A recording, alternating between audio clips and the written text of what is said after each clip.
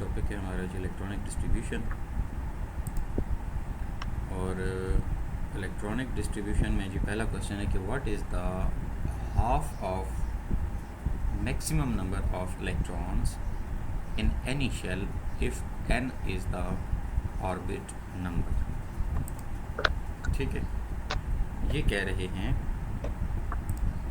कि अगर एक शेल का ऑर्बिट नंबर n है तो उसमें मैक्सिमम का हाफ कितना होता है। तो पहले तो बात ये है कि हमें मैक्सिमम का पता होगा तो डिवाइडेड बाय 2 कर देंगे सिंपली, तो वो मैक्सिमम का हाफ हो जाएगा। तो मैक्सिमम का हाफ जो है वो क्या होता है बेटा, मैक्सिमम की जो वैल्यू होती है ना वो 2n² होती है। इसकी प्रूफ जो है वो मैं यहाँ से दे देता हूँ कि आपको पता है कि अगर 2n² को फॉलो करें तो हमारे पास 2 इंटू शेल 1 है तो उसका स्क्वायर लेंगे, 2 इंटू 1 लेंगे हम, और 2 मैक्सिमम 2 इलेक्ट्रॉन्स होंगे पहले शेल में। ओके, अब दूसरे शेल के लिए हम यहाँ पे n पे 2 पुट कर लेते हैं। 2 इंटू 2 का स्क्वायर, 2 का स्क्वायर 4 होता है, 4 इंटू 2 तो 4 2s are 8। इसका मतलब दूसरे शेल में आपके पास 8 इलेक्ट्रॉन्स होते हैं। तो पहले शेल में आपके पास जो इलेक्ट्रॉन्स थे वो 2 थे, दूसरे में 8 आते हैं। ये हमें बिल्कुल क्लियर है बाय दिस फार्मूला। अब हमने कहा है कि मैक्सिमम का हाफ कैसे होगा। 2n² डिवाइडेड बाय 2 कर लें, 2 से 2 कैंसिल हो जाएगा तो n का स्क्वायर विल बी आंसर। अब n का स्क्वायर का मतलब क्या है, सिर्फ ये वाली चीज़ 2 से मल्टीप्लाई हम नहीं करेंगे। जब 2 से मल्टीप्लाई नहीं करेंगे तो 4 is the half of 8। Very simple.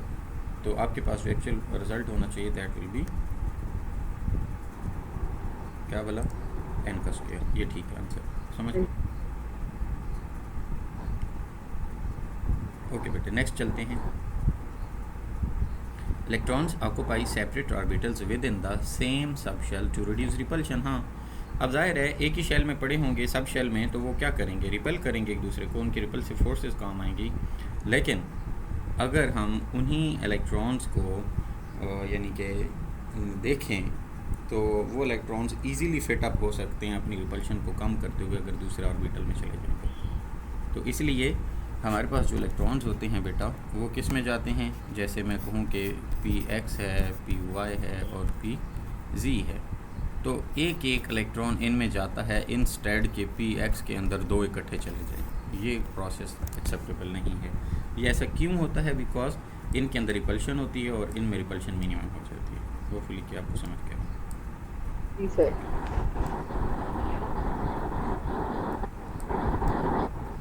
Okay बेटा, इसके बाद है हमारे पास जो नेक्स्ट चीज़ है question number 3, the outer most electronic configuration. एक सेकंड खोलेंगे, मैंने MCQ 1 का रखा था। MCQs 1 का, अच्छा मैं अब इसको ट्राई करता हूँ कि ये रिवर्स हो जाए। हाँ एक मिनट, उसे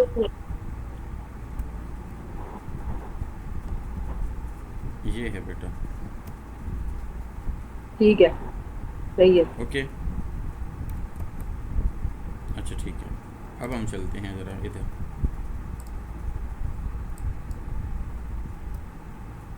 थर्ड MCQ है, the outer most electronic configuration of the most electronegative element is.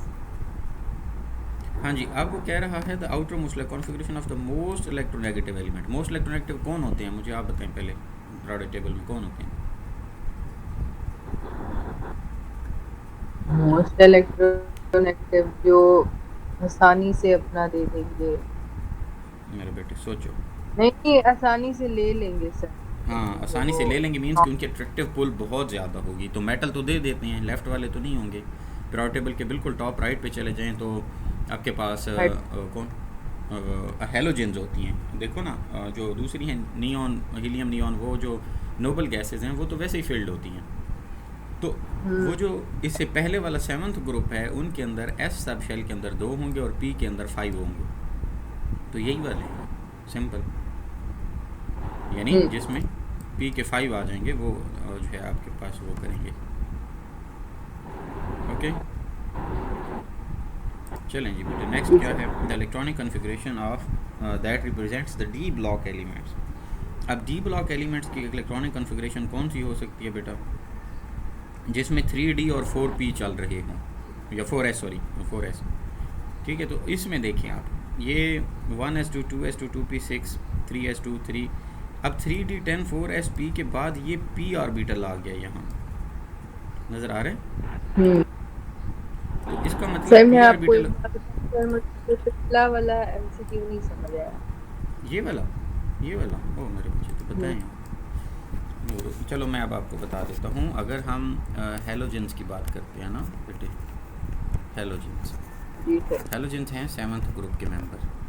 ठीक है, 7th ग्रुप यानी कि कैसे ग्रुप है, पीरियोडिक टेबल यूँ होता है ना, ये पहला, फिर ये दूसरा है, मतलब ये वाले दूसरे ग्रुप है, ये पहला ग्रुप है, फिर बीच में इधर DL बिट हैं, और फिर इधर फिर जो है आपके पास कुछ शुरू होती हैं एलिमेंट्स, और ये आखिर वाला नोबल गैसेज हैं।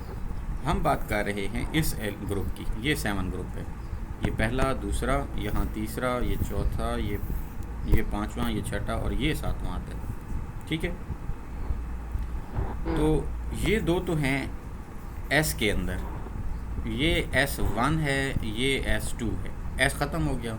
अब P1 यहाँ से आया, P2 इधर, P3 इधर, मतलब 3 इलेक्ट्रॉन P में, ये मेरा मकसद है P3 का, P4 इधर, P5 आता है 7 में ये, और P में मैक्सिमम 6 इलेक्ट्रॉन आते हैं जो कि आखिरी नोबल गैस में आते हैं, और नोबल गैस के पास तो मज़ीद गुंजाइश ही नहीं है इलेक्ट्रॉन लेने की, तो इनकी इलेक्ट्रोनेगेटिविटी ना होने के बराबर है।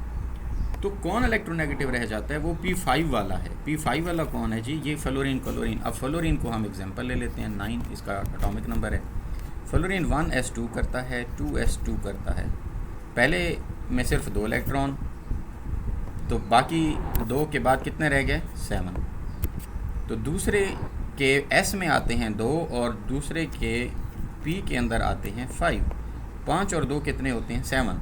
तो ये जो 7 इलेक्ट्रॉन आए हैं, तो ये कन्फिग्रेशन अगर 1 2 को छोड़ें हम, जितना भी नंबर वाला हो, यानी ये तो पहला आपका कहें या एलिमेंट है 7 ग्रुप में, आपके पास n आ सकता है 2 3 4 इसकी जगह पर NS2 और NP5 आएगा, यानी जो भी होगा उसके P के अंदर 5 होंगे, जो भी इधर होगा उसी के N के अंदर 2 होंगे। तो यही हमारी इलेक्ट्रॉनिक कॉन्फ़िगरेशन है। जी सर। समझ आया अभी या नहीं आया, सच्ची सच्ची बताओ। जी सर, अब समझ आएगी कि आपने पीरियोडिक टेबल ही सारा बना। हाँ बस ये अब चलो अच्छा है कि आपको क्लियर हो गया बेटा। मुझे लगा था कि आपके दिमाग में चल रहा होगा, सीधी सी बात है, इसलिए मैंने वो शॉर्ट कर लिया था। पीरियोडिक टेबल पिछले साल उसका कोई इतना खास ताल्लुक ही नहीं था, वो हाँ थोड़ा कम हो गया है। जी बेटा, कोई बात नहीं। अच्छा, अब हम क्वेश्चन नंबर 4 पे आते हैं, और 4 वाला ये कह रहा है कि the electronic configuration that represent. अब डी ब्लॉक की इलेक्ट्रॉनिक कॉन्फ़िगरेशन कैसे होगी, आपको अगेन से वही स्कूल पब्लिक स्कूल वाले फार्मूले को रिवाइज करना होगा। ठीक है, तो उसमें ये जो आ रहा है C वाला, ये फिट है। रीज़न, मेरी बात सुनिए, अब रीज़न क्या है, चले मैं फिर से पीरियोडिक टेबल को एक छोटा सा डिज़ाइन दे देता हूँ। ये पहला, ये दूसरा, ये डी ब्लॉक है, और ये आगे P है, और ये P ख़त्म हो जाएगा, ये S है, ये डी ब्लॉक है। अब जो डी ब्लॉक है, मैं उसको अगर यहाँ ड्रॉ करूँ, तो D के अंदर यहाँ एक ग्रुप है, फिर यहाँ है, इसको बोलते हैं 3B, ये 4B, 4 के बाद ये 5B 6B 7B 8B। अब 7B तक के बाद जो इधर 8 वाले हैं ना, उसमें 1 2 3 आ जाते हैं टोटल, यानी कि मैं कहूँ कि 10 एलिमेंट्स इधर पड़े हैं हॉरिजेंटली, और 10 में से 7 ग्रुप्स में आते हैं, और 3 एलिमेंट्स का एक ग्रुप बनता है इधर। हम उसको थोड़ी देर के लिए रोकते हैं। जो अगली बात आती है बेटे, वो ये है कि जब इलेक्ट्रॉन ये S के बाद इधर D में इंटर होते हैं तो क्या होता है, तो बेटे इनका 4S यहाँ पे जो लिखा हुआ है, यानी इन सारे D ब्लॉक एलिमेंट्स 4S के अंदर पहले इलेक्ट्रॉन फिल करते हैं 4s2, और फिर 3D अप टू 1 से लेकर 10 तक रहते हैं, यानी इनका D orbital under the process of filling होता है, तो दो चीज़ों पे वर्क हो रहा है यहाँ डी ब्लॉक में। एक ये है 3D सीरीज़ की बात, जिनमें यानी पहला जो डी ब्लॉक में ये सीरीज़ चलती है पहली, फिर दूसरी सीरीज़ होगी, फिर तीसरी सीरीज़ होगी, डी ब्लॉक की सीरीज़ है ना, ठीक है। तो इसमें 4s पहले शुरू होगा, इलेक्ट्रॉन 4s में जाने के बाद डी को फिल करेंगे। तो ये 3D और 4s के अंदर इलेक्ट्रॉन जहाँ जहाँ चल रहे हैं वो आपका 3D ब्लॉक की कॉन्फ़िगरेशन देगा। अब आप ज़रा बाकी वाले क्यों नहीं हैं ऑप्शंस, इधर ज़रा इनको देखिए आप। इसमें बेटे आपके पास इलेक्ट्रॉन 4s के बाद p में जा रहा है, 4p में, जो कि गलत है। इधर भी 4s के बाद p में जा रहा है, जो कि गलत है। इधर 4s के बाद d में जा ही नहीं रहा, जो कि गलत है। और यहाँ पे 3D और 4s में है। समझ आया? दोबारा चेक पढ़ें। हमारे पास कौन से दो ऑर्बिटल डी ब्लॉक में फिलिंग होनी चाहिए? एक डी होना चाहिए fail under the process filling, या फिर एस। यानी ये दो जहाँ इकट्ठे होंगे ना, तो वो समझ लें कि डी सीरीज़ चल रही है। जब हम 3D की बात करते हैं तो इधर 4s होगा, इधर 3D होगा। जब 4D सीरीज़ की बात करते हैं तो फिर 5s हो जाएगा और 4D हो जाएगा। दोनों को एक एक बढ़ा देंगे, ठीक है। अब मकसद दोनों के अंदर ये है कि एक S फिल हो रहा है और एक D फिल हो रहा है। जी सर। जब S और D ही फिल होने हैं तो यहाँ ज़रा आप चेक करें, ए ऑप्शन के अंदर S और P फिल हो रहे हैं, जो कि गलत है। यहाँ भी S और P फिल हो रहे हैं, जो कि अगेन गलत है। हाँ, C में दोनों D और S फिल हो रहे हैं, बिल्कुल ठीक है। आखिर में देखें तो फिर P और S फिल हो रही हैं, जो कि गलत है। Got it? अच्छा, इसको आप ज़रूर इंशाल्लाह वीडियो को देखेंगे तो आपको बहुत अच्छे से अगेन समझ आ जाएगा। तो हम चलते हैं नेक्स्ट उसकी तरफ, MCQs की तरफ। जी नेक्स्ट है जी, consider the ground state of Z is equal to 24, यानी 24 एक एटम का एटॉमिक नंबर है। उसकी ग्राउंड स्टेट को अगर आप कंसीडर करें, the number of electrons with the azimuthal quantum number L is equal to 1। आपको पता होना चाहिए n जो भी होता है, सॉरी मैं ज़रा इसको यूँ कर लूँ ना, जो भी हमारा n-1 जो है ये इक्वल होता है L की। अब यहाँ पे L की वैल्यू 1 है, ठीक है। तो L जो है 1 कब आता है? जब इधर n की जगह 2 होगी -1, तो इक्वल टू 1 आएगा L तब। ये एक केस है। अगर L की वैल्यू जो है वो 2 है तो n इज़ इक्वल टू 3 - 1 करें तो फिर भी 2 आता है, यानी n-1। तो ये रूल है ना हमारे पास, L इज़ इक्वल टू क्या होता है? n-1 यानी जी। तो जहाँ L की वैल्यू उसने कहा है कि 1 है, ये वाली जगह पे, उसका मतलब ये है कि उसमें n2 था और 2 में से एक को माइनस किया तो आपके पास L1 आया। और यहाँ देखें तो n जो है वो आगे लिख रहा है and 2, यानी दो वैल्यूज़ हैं एज़ीमुथल क्वांटम नंबर की। एक 1 वैल्यू है, उसके लिए n, जी जी जी जी आपको समझ आ गई। अब वो कहता क्या है क्वेश्चन में, consider ground state the number of electrons with azimuthal quantum number 1 and 2। Azimuthal quantum number 1 होगा तो इलेक्ट्रॉन कितने होंगे, और एज़ीमुथल क्वांटम नंबर 2 होगा तो इलेक्ट्रॉन्स कितने होंगे। जी। अब 1 क्वांटम नंबर में यानी दोनों के अंदर एंड है, दोनों को सम अप करके एज़ीमुथल क्वांटम नंबर जब 1 होता है तो वो कौन से ऑर्बिटल के लिए होता है? S होता है, P होता है, D होता है या F? S के लिए होता है 0, P के लिए होता है 1, D के लिए होता है 10, सॉरी P के लिए होता है 6। नहीं सॉरी मैं दो चीज़ें सुने ज़रा इसको। S P D होते हैं।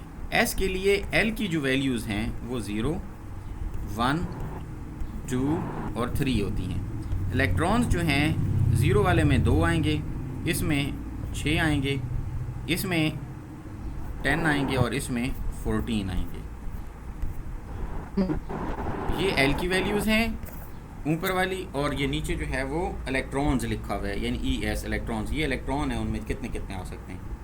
अब वो लिख रहा है L is equal to 2 and sorry 1 and 2, तो उसमें एजीमुथल क्वांटम नंबर में क्या होता है जी, नंबर टोटल कितने आएंगे इलेक्ट्रॉन्स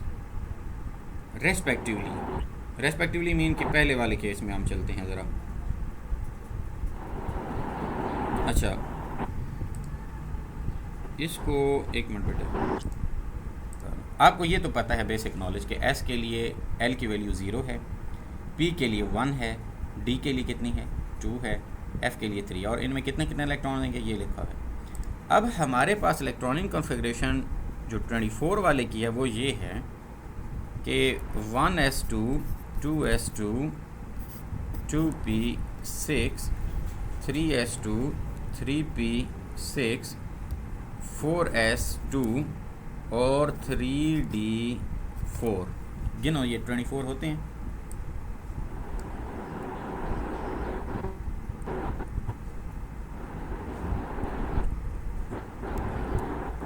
हाँ होते हैं। होते हैं, ओके ओके। अब यहाँ से तवज्जो रखनी है आपने, इसमें पी कितने आ रहे हैं, एक ये है पी, एक ये दो पी है, बस 2 पी है ना। बिल्कुल। अच्छा, 2 पी का मतलब क्या है, इस पी का भी पी का एजीमुथल क्वांटम नंबर क्या है 1 है, तो 6 इसके इलेक्ट्रॉन प्लस 6 इस पी के इलेक्ट्रॉन कितने हो गए, 1 वाले में 12 इलेक्ट्रॉन हो गए।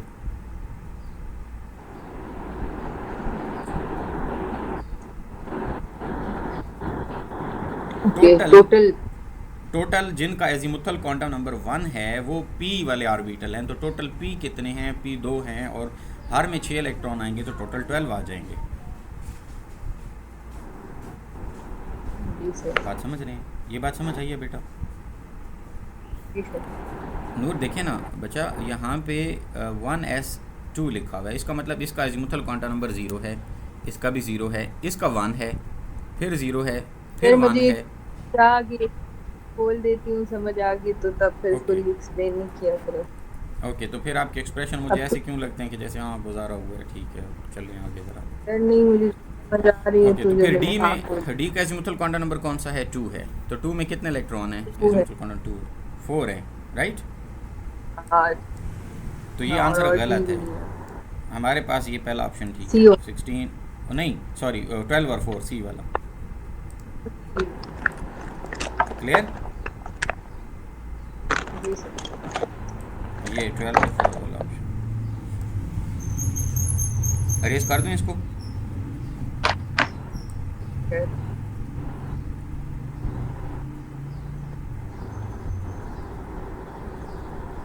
ओके बेटे, नेक्स्ट है जी आपके पास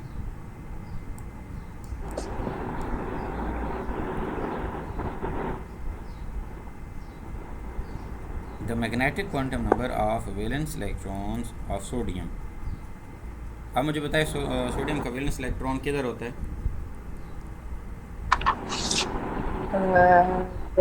कौन से सब शेल में होता है।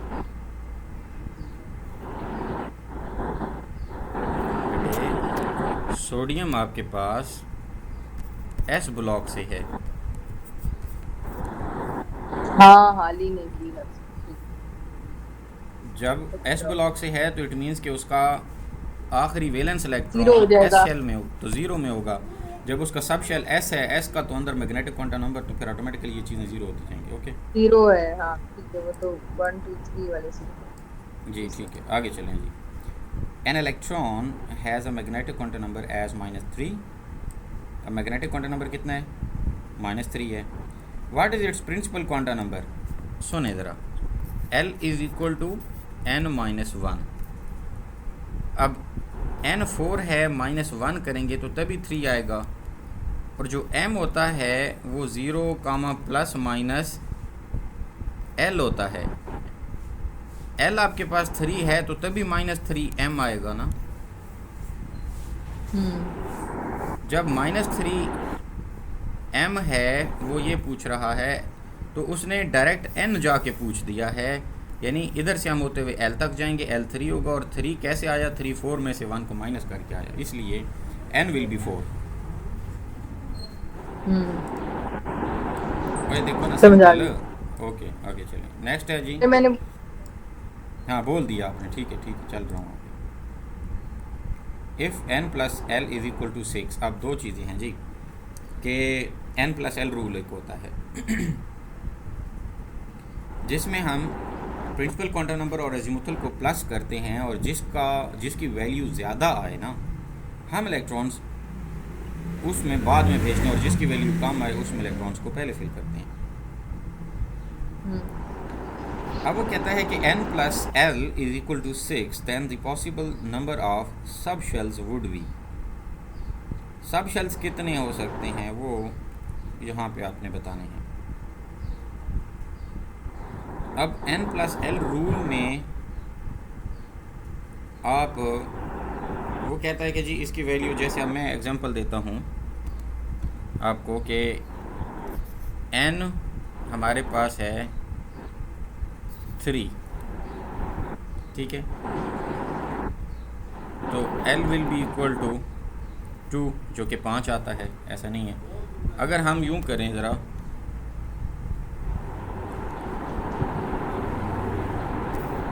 इसको हम 4 ले लेते हैं, तो यानी n की वैल्यू 4 है। L जो है वो किसके इक्वल आएगा, वो 3, 2, 1 कोई भी आ सकता है ना। यानी मॉरल ऑफ द स्टोरी ये है कि हम पहले ये लिखते हैं, जो आपके पास n है, L will be equal to n minus 1। 3 maximum value of L है। अब L इससे छोटा भी तो इंक्लूडेड होगा ना, यानी 2 का भी, 1 का भी, और इसके बाद 3 का भी, ये तीनों L इंक्लूडेड होंगे। और जब M की हम बात करते हैं तो ये प्लस माइनस में चले जाते हैं, यही स्प्लिट अप हो जाते हैं और ज़ीरो भी होते हैं। यानी अब इसमें से जो 2 वाला है, ये वाला, वो ही जब इसके अंदर प्लस होगा 4 के अंदर, तो तभी 6 बन सकता है। मतलब ये है कि n plus L is equal to 6 उसने हमें बताया है, तो हम अपनी मर्ज़ी से 4 ये लेते हैं, 2 ये लेते हैं। L2 के लिए आपके पास कौन सा ऑर्बिटल होता है, d ऑर्बिटल होता है। अब d ऑर्बिटल के बाद कौन सा होगा, p भी होगा, p के बाद कौन सा होगा, s भी होगा, तो ये 3 नहीं होंगे। अच्छा, उनको छोड़ के, ठीक, किन को छोड़ के, डी को छोड़ के। नहीं मेरे बच्चे, दोबारा समझें, तो बिल्कुल आसानी से है, बिल्कुल आसान है। देखो उसने हमें ये कहा कि n plus L is equal to 6 है।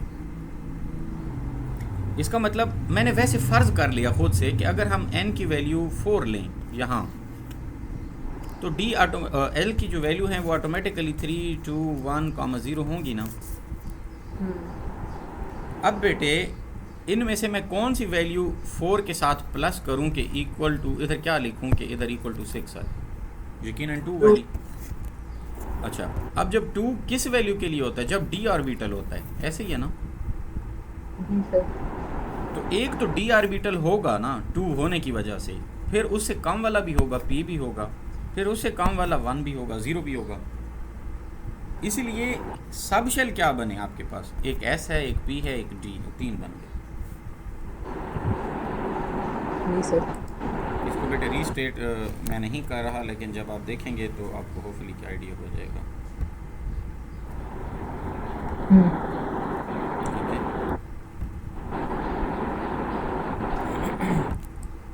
चलें जी, अब हम इसको रेज करके दोबारा राइट अप करते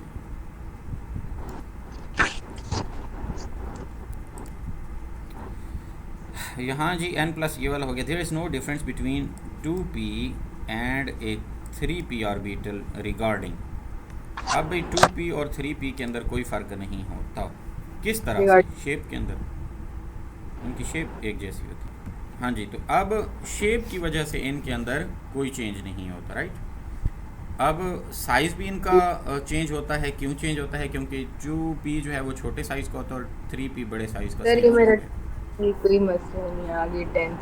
When 3d orbital is complete, the new electron will enter into the 3D के बाद किधर जाएगा? 4P के अंदर जाता है। ये स्कूल पब्लिक स्कूल से आपने आइडेंटिफाई कर लेना है, ठीक है। जी What would be the total number of electrons in an atom